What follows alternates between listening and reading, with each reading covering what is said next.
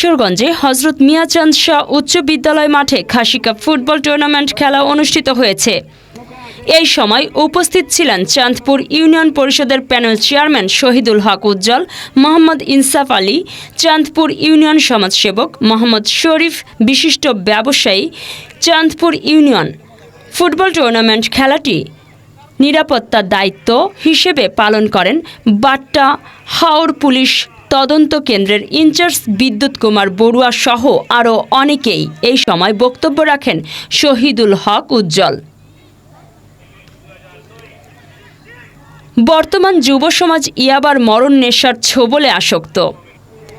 মাদক থেকে যুব সমাজকে বাঁচাতে খেলাধুলার বিকল্প নেই। খেলাধুলার মাধ্যমে আত্মার ও ভ্রাতৃত্ব বন্ধন সৃষ্টি হয় এবং যুব সমাজকে মাদক থেকে দূরে রাখবে। এই ফুটবল টুর্নামেন্ট খেলায় অংশগ্রহণকারী দল এসএসসি ব্যাচ 2009 1 গোল বনাম এসএসসি ব্যাচ 2006 3 গোলে বিজয়ী হয়েছেন।